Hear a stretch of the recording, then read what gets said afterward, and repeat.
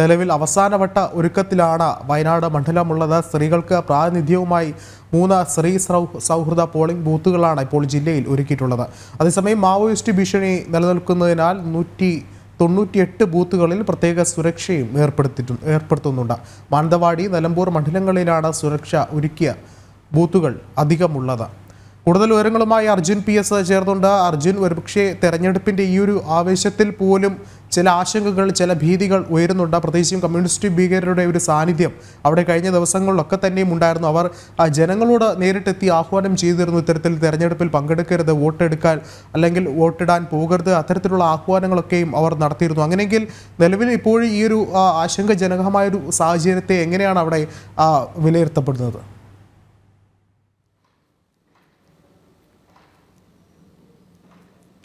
തീർച്ചയായും വിഷ്ണു, അത്തരത്തിലൊരു വാർത്ത പറയുന്നതിന് മുമ്പ് തന്നെ നമുക്ക് ചില ദൃശ്യങ്ങൾ കാണിക്കണം. അതായത് നമ്മളിപ്പോൾ നിൽക്കുന്നത് സ്ത്രീ സൗഹൃദ ബൂത്തിലാണ്. അതായത് വയനാട്ടിലാകെ 3 സ്ത്രീ സൗഹൃദ ബൂത്താണുള്ളത്. അതിൽ കൽപ്പറ്റയിലുള്ള സ്ത്രീ സൗഹൃദ ബൂത്തിലാണ് നമ്മൾ നിൽക്കുന്നത്.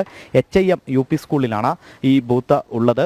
അത്തരത്തിൽ ഇവിടെയുള്ള ഓഫീസേഴ്സ് എല്ലാം തന്നെ സ്ത്രീകളായിരിക്കും. മാത്രമല്ല ഇവിടെയുള്ള ഓഫീസേഴ്സ് എല്ലാം, അതായത് പ്രിസൈഡിംഗ് ഓഫീസർ ആവട്ടെ, അല്ലെങ്കിൽ അത്തരത്തിലുള്ള ഓഫീസേഴ്സ് ആവട്ടെ, കാവൽ നിൽക്കുന്ന പോലീസുകാരാവട്ടെ, അത്തരത്തിലുള്ളവരെല്ലാം ഇവിടെ സ്ത്രീ സൗഹൃദമായിരിക്കും, സ്ത്രീകളായിരിക്കും എന്നുള്ളതാണ് ഇവിടെയുള്ള ഏറ്റവും വലിയ പ്രത്യേകത. അത്തരത്തിൽ വലിയ രീതിയിൽ സ്ത്രീ സൗഹൃദ ഒരു പോളിംഗ് സ്റ്റേഷൻ തന്നെ ഇവിടെ ഒരുക്കിയിട്ടുണ്ട്.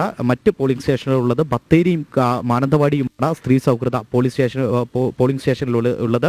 അതായത് കൽപ്പറ്റ HIM UP സ്കൂളിലെ 83-ാം നമ്പർ പോളിംഗ് സ്റ്റേഷനിലാണ് ഇപ്പോൾ സ്ത്രീ സൗഹൃദ പോളിംഗ് സ്റ്റേഷനുള്ളത്. ഇത്തരത്തിലുള്ള സജ്ജീകരണങ്ങൾ ഒരുക്കുമ്പോഴാണ് നമ്മൾ നേരത്തെ പറഞ്ഞതുപോലെ തന്നെ ഇത്തരത്തിൽ കമ്മ്യൂണിസ്റ്റ് ഭീകരരുടെ ഒരു ആക്രമണം, അത്തരത്തിലുള്ള ഒരു ആശങ്ക ഇവിടെ നിഴലിക്കുന്നത്. അതായത് നേരത്തെ തന്നെ നമ്മൾ സൂചിപ്പിച്ചതാണ്, കമ്പമലയിലടക്കം ഈ കമ്മ്യൂണിസ്റ്റ് ഭീകരർ കഴിഞ്ഞ ദിവസം എത്തുകയും പിന്നീട് വോട്ട് ചെയ്യരുത് എന്നുള്ള അടക്കം പറയുന്ന ഒരു സാഹചര്യമുണ്ട്. അത്തരത്തിലുള്ള ഒരു സാഹചര്യം നിലനിൽക്കുകയാണ് വലിയ അതീവ സുരക്ഷ തന്നെ വിവിധ കേന്ദ്രങ്ങളിൽ ഒരുക്കിയിട്ടുള്ളത്, അല്ലെങ്കിൽ വിവിധ ബൂത്തുകളിൽ ഒരുക്കിയിട്ടുള്ളത്. 190-ലധികം ബൂത്തുകളിലാണ് ഇത്തരത്തിൽ സുരക്ഷ ഒരുക്കിയിട്ടുള്ളത്. കൂടുതലും മാനന്തവാടി അതുപോലെ തന്നെ നിലമ്പൂർ ഏരിയകളിൽ, ഈ 2 മണ്ഡലങ്ങളിലാണ് സുരക്ഷ കൂടുതലായി ഒരുക്കിയിരിക്കുന്നത്.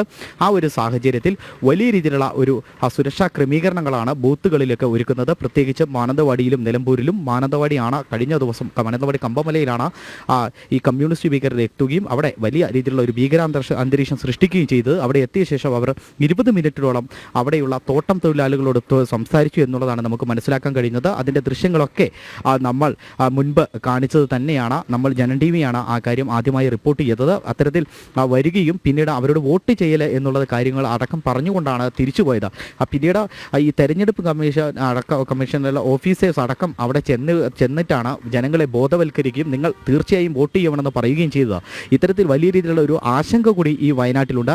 ഇത്തരത്തിൽ സ്ത്രീ സൗഹൃദമായിട്ട് വോട്ടിംഗ് കേന്ദ്രങ്ങൾ ഉള്ളപ്പോഴും അത്തരത്തിലുള്ള സൗകര്യങ്ങളൊക്കെ ഒരുക്കുമ്പോഴും ഈ കമ്മ്യൂണിസ്റ്റ് ഭീകരരുടെ ഈ ആക്രമണത്തിലുള്ള ഒരു ആശങ്ക ഇപ്പോഴും നിലനിൽക്കുന്നുണ്ട്. എന്തിനാൽ തന്നെയും ഇവിടെയുള്ള പോലീസുകാരെ അടക്കം ഈ മാനന്തവാടി പ്രദേശങ്ങളിലും നിലമ്പൂരിലും സജ്ജീകരിച്ചിട്ടുണ്ട്. മാത്രമല്ല CRPF അടക്കമുള്ളവരുണ്ട്, സേനാ വിഭാഗങ്ങളുണ്ട്. അതായത് വയനാട്ടിലെ തന്നെ സേനാ വിഭാഗങ്ങളുണ്ട്. തമിഴ്നാട്ടിൽ നടക്കം പോലീസുകാരെ ഇറക്കിയാണ് ഇവിടെ സുരക്ഷ ഒരുക്കിയിരിക്കുന്നത്. അതുകൊണ്ട് ആശങ്കപ്പെടേണ്ടതില്ല എന്നുള്ളത് നേരത്തെ തന്നെ പറയുന്ന ഒരു സാഹചര്യമുണ്ട്. അതിലുപരി തന്നെ നേരത്തെ തന്നെ വലിയ രീതിയിലുള്ള കൊട്ടിക്കലാശം കഴിഞ്ഞ ദിവസം കഴിഞ്ഞിരുന്നു. NDA ക്യാമ്പിലൊക്കെ ആഹ്ലാദ പ്രകടനമാണുള്ളത്. UDF LDF-ൻ്റെയും കൊട്ടിക്കലാശം കഴിഞ്ഞ ദിവസം കൽപ്പറ്റ വെച്ച് നടന്നിരുന്നു. എന്നിരുന്നാൽ തന്നെയും NDAക്ക് വലിയ രീതിയിലുള്ള ഒരു ആശ്വാസമുണ്ട്, അല്ലെങ്കിൽ വലിയ രീതിയിലുള്ള പ്രതീക്ഷയുണ്ട്. 2 മുന്നണികളെക്കാട്ടും കൂടുതൽ ആളുകൾ പങ്കെടുത്ത ഒരു കൊട്ടിക്കലാശം എന്നുള്ള നിലയ്ക്ക്, വലിയ ആഘോഷം എന്നുള്ള നിലയ്ക്ക് NDAക്ക് വലിയ പ്രതീക്ഷയാണ് വയനാട്ടിലുള്ളത്. ഈ രാഷ്ട്രീയ സാഹചര്യം നോക്കുകയാണെങ്കിൽ LDF-ൻ്റെ ഭാഗത്തുനിന്നും ആനി രാജയാണ് ഇവിടെ മത്സരിക്കുന്നത്. UDF-ൻ്റെ ഭാഗത്തുനിന്നും രാഹുലാണ് മത്സരിക്കുന്നത്. NDA ആ സമയത്ത് ഈ 2 ദേശീയ നേതാക്കൾ ഈ വയനാട്ടിൽ ഇറങ്ങിയപ്പോൾ അത്തരത്തിൽ ശക്തനായ ഒരു നേതാവിനെ തന്നെയാണ് NDA വയനാട്ടിലേക്ക് കൊണ്ടുവന്നിട്ടുള്ളത്. അതായത് ശക്തനായ BJP-യുടെ സംസ്ഥാന അധ്യക്ഷരെ തന്നെ കളത്തിലിറക്കിക്കൊണ്ടാണ് ഇരു മുന്നണികൾക്കും മറുപടി നൽകിയത്.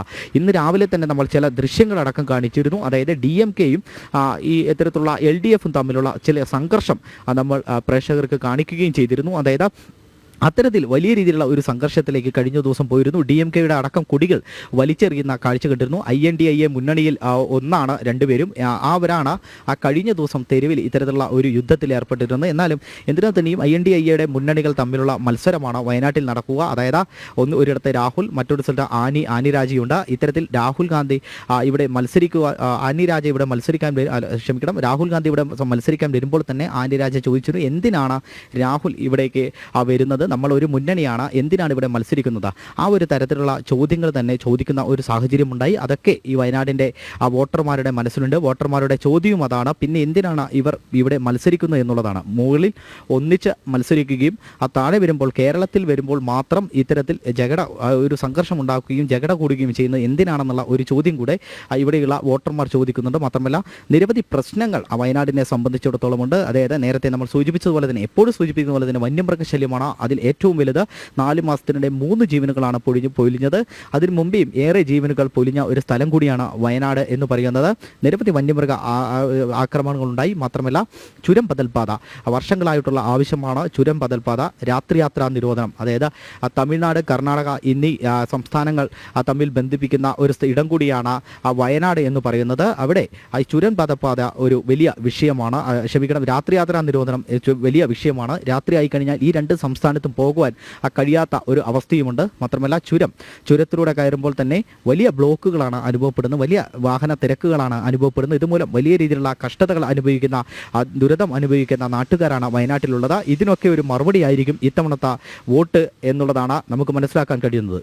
അർജുൻ സൂചിപ്പിച്ചതുപോലെ തന്നെ ഏറ്റവും എടുത്തു പറയേണ്ട കാര്യം ഇത്തരത്തിൽ തന്നെയാണ്. അതായത് വന്യമൃഗ ശല്യം അത് വളരെയധികം ഭീതിജനകമാക്കിയ ഒരു ജില്ല അല്ലെങ്കിൽ ഒരു മണ്ഡലം എന്ന് പറയുന്നത് വയനാട് തന്നെയാണ്. ഒരുപക്ഷെ ഇത്തവണ ജനങ്ങൾ ഈ ഒരു വികസന മുരടിപ്പിനും അല്ലെങ്കിൽ ഇത്തരത്തിലുള്ള പൊള്ളയായ വാഗ്ദാനങ്ങൾക്കും എതിരെ മാറി ചിന്തിക്കുമെന്നുള്ള അല്ലെങ്കിൽ മാറി ചിന്തിക്കേണ്ട ഒരു സമയമായി എന്നുള്ളൊരു ഒരു നിലപാടിൽ തന്നെയല്ലേ വയനാട് ജനത ഒട്ടാകെയുള്ളത്. പ്രത്യേകിച്ച് നമുക്കറിയാം NDA മുന്നണി ആദ്യഘട്ടത്തിൽ പുറത്തിറക്കിയ പ്രകടന പത്രികയിലും എടുത്തു പറയുന്ന കാര്യം ഇത്തരത്തിൽ മനുഷ്യ വന്യമൃഗ സംഘർഷത്തിൽ കൃത്യമായൊരു പരിഹാരം കൊണ്ടുവരും എന്നുള്ളൊരു കാര്യം തന്നെയാണ്. അങ്ങനെയെങ്കിൽ ഒരുപക്ഷെ നിലവിൽ NDA മുന്നണിയുടെ ഒരു ജനപങ്കാളിത്തം വർദ്ധിക്കുന്നതും ഈ ഒരു കാരണം തന്നെയല്ലേ?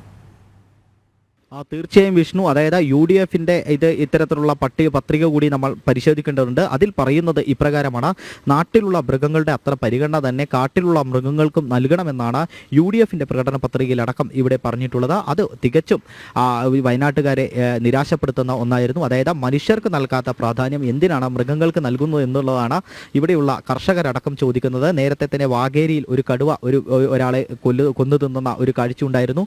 മാത്രമല്ല പുൽപ്പള്ളിയിലടക്കം കാട്ടാനയുടെ ആക്രമണത്തിൽ ഒരാൾ മരിക്കുന്ന അവസ്ഥയുണ്ട്. അത്തരത്തിൽ വിവിധ സ്ഥലങ്ങളിൽ നിരവധി പേരാണ് കാട്ടാന ആക്രമണത്തിലും അതുപോലെ തന്നെ മറ്റു വന്യമൃഗങ്ങളുടെ ആക്രമണത്തിലും മരിച്ചു വിടുന്നത്. കഴിഞ്ഞ ദിവസം തന്നെ പന്നിയുടെ ആക്രമണത്തിൽ ഒരു കുട്ടിക്ക് പരിക്കേൽക്കുന്ന ഒരു സാഹചര്യമുണ്ടായി. വീടിനുള്ളിലേക്ക് കയറിയാണ് ഈ കാട്ടുപന്നി ആക്രമിച്ചത്. അവിടെയുള്ള വീട്ടുകാർക്കടക്കം, അതായത് കുട്ടിയുടെ അച്ഛനും അമ്മയ്ക്കും അടക്കം പരിക്ക് പറ്റുന്ന ഒരു സാഹചര്യമുണ്ടായി. ഇത്തരത്തിൽ നിരവധി ആവശ്യങ്ങളാണ് വയനാട്ടുകാർക്കുള്ളത്. ഈ വന്യമൃഗ ശല്യത്തിന് ശാശ്വത പരിഹാരം വേണം. അതായത് നേരത്തെ തന്നെ ഫെൻസിംഗ് രീതി, അതായത് ആധുനിക രീതിയിലുള്ള ഫെൻസിംഗ് രീതി നേരത്തെ തന്നെ വയനാട്ടുകാർ ആവശ്യപ്പെടുന്നതാണ്. എന്നാൽ അതൊന്നും ചെയ്തു കൊടുക്കാൻ ഇതുവരെ MP-ക്ക് സാധിച്ചിട്ടില്ല എന്നുള്ളതാണ് നാട്ടുകാർ അടക്കമുള്ളവർ പറയുന്നത്, വോട്ടർമാർ അടക്കമുള്ളവർ പറയുന്നത്. മാത്രമല്ല മെഡിക്കൽ കോളേജ്, മാനന്തവാടി ജില്ലാ ആശുപത്രിയാണ് പിന്നീട് മെഡിക്കൽ കോളേജായി ഉയർത്തിയത്. പക്ഷേ അതിൽ വാർഡിൽ മാത്രമാണ് ഇപ്പോൾ മെഡിക്കൽ കോളേജ് ഉള്ളത്. യാതൊരുവിധ ഫെസിലിറ്റീസും ഈ മെഡിക്കൽ കോളേജിൽ ഇല്ല. ഈ അടുത്ത് തന്നെ കാത്ത് ലാബ് അവിടെ തുടങ്ങുകയുണ്ടായി. എന്നാൽ ഇതുവരെയും പ്രവർത്തന സജ്ജമായിട്ടില്ല. അത് കഴിഞ്ഞ കുറച്ചുനാൾ മുമ്പാണ് അത് ഉദ്ഘാടനം ചെയ്തതൊക്കെ. പക്ഷേ പിന്നീട് അത് പ്രവർത്തന സജ്ജമായിട്ടില്ല. അത്തരത്തിൽ വലിയ രീതിയിലുള്ള ആശങ്കയിലാണ് വയനാട്ടിലെ ജനങ്ങളുള്ളത്. ഇനി വരുന്ന ആളുകളെങ്കിലും തങ്ങൾക്ക് നല്ല കാര്യങ്ങൾ ചെയ്യും, ഇത്തരത്തിൽ വയനാടിന് വേണ്ടി നല്ലത് ചെയ്യും എന്നുള്ള ഉറപ്പോടുകൂടിയാണ് വോട്ട് ചെയ്യാൻ എത്തുന്നത്. അത്തരത്തിൽ വലിയ രീതിയിലുള്ള ഒരു സ്വാധീനമാണ് ഇവിടെ, ഈ വലിയ രീതിയിലുള്ള ഒരു തെരഞ്ഞെടുപ്പാണ് ഇവിടെ നടക്കുന്നത്. വിഷ്ണു.